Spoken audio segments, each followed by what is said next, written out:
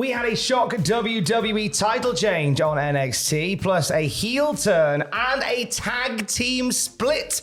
That was on NXT last night as well. And an ex-Raw star reveals their new gimmick. It's all in the wrestling news right now. Dom the Con has done it, Ross.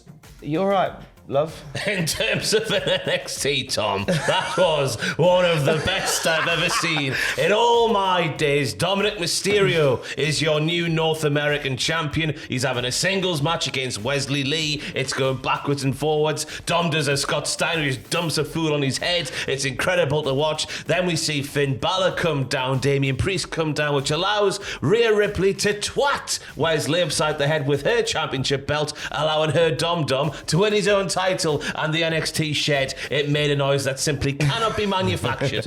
There was heat for Dominic Mysterio defeating Wesley to become the new NXT North American champion. This was a bit of a shock because we know that Wesley has had a match on the cards with Mustafa Ali for the Great American Bash. There's been a big storyline going with Mustafa Ali coming down and playing Wesley Lee and Tyler Bate like fools against each other, and with the main goal of getting the championship title. Wesley, the longest reign ever of the North American title as well, coming to an end, which is a huge scope as well. But yeah, someone coming down from the main roster, taking a title to the main roster to promote around the world. It's good business. I think we're going to find out later in the day. That's the story behind it. It's another way of promoting what NXT is all about. The best brand. Yeah. No, telling the world what Ross already knows, that NXT is the best brand. We also, in amongst all of this, a lively episode of NXT also saw a heel turn, didn't it? Big old Nima and Price make their debut. They're American football players who now unleash their anger in the squared circle in the professional wrestling. They're having a match against Axiom and Scripps, who have been a bit weird around each other over the last little while. Scripps was unmasked for a bit, but it's still called Scripps. He then said it's not his family who calls him Scripps, it's strictly his people. But now we know who his people are, because Scripps, he twatted Axiom upside the back of the head, and it looks like now he's aligned with his people, Nima and Price. Good God, the long-term storytelling, Tom. Love a bit of long-term storytelling. Like these guys, Nima and Price. Hey, one's called Bronco. They're good names. They are strong names. I tell you what, the vignettes have been good though. It's been like a throwback to like a mid-noughty sort of vibe, if that makes any sense. You'll have to watch them to understand what I'm talking about. But yeah, they're from the streets. They play American football. They no longer do that. They're unleashing their anger in the squared circle. Hoo-ha! Possibly with scripts in their locker room as well. As the plankton to their larger body.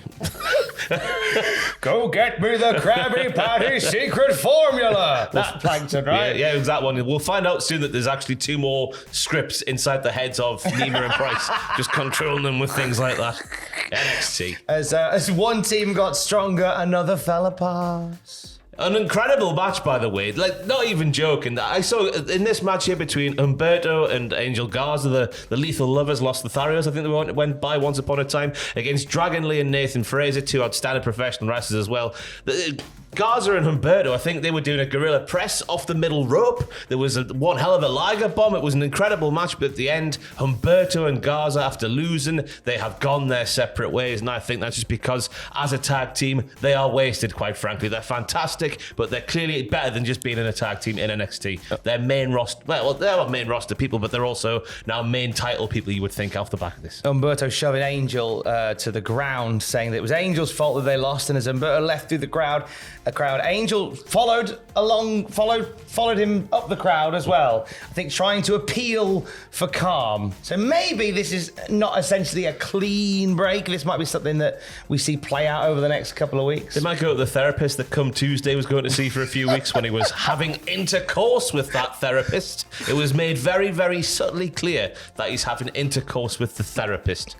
You should do news on a Tuesday normally. I feel like NXT is your wheelhouse. It's Wednesday, by the way, Tom. Oh, it's a Wednesday, isn't it? Oh, I'm still not quite with it. All eyes on the Great American Bash, which is on the horizon. And some title matches were added to the Great American Bash last night. God, this stuff with Stax and Tony D is unbelievable. Scenes they've wrangled themselves in an NXT Tag Team Championship match against Gallus Boys on Tap Pub Beer Pub.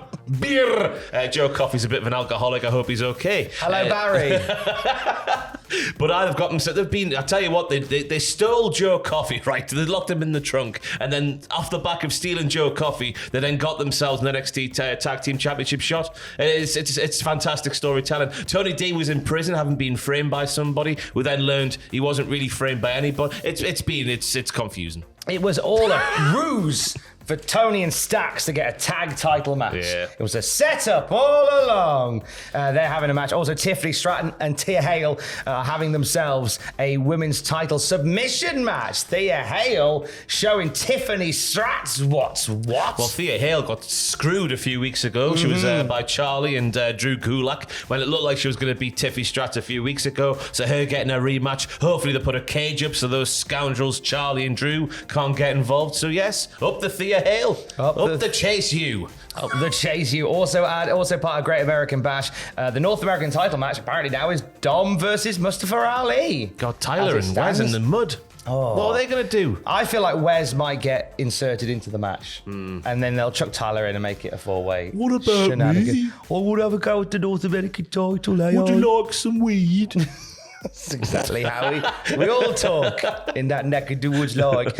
Roxanne Perez looking for the killer instinct that Blair Davenport doesn't say she has. They're going to go one-on-one at the Great American Bash. There was a huge Bash. scoop by Fraser upstairs who's just watching the show. He said that Booker T was caught by NXT Anonymous speaking to Roxanne. What could this mean? I mean, the possibilities are endless. And of course, the NXT title on the line in the main event. Carmelo Hayes defending against Ilya Dragunov. Should be a good night at the Bash. So, I am the Uber-dee-bee-da-boo. I always forget what he says for that catchphrase.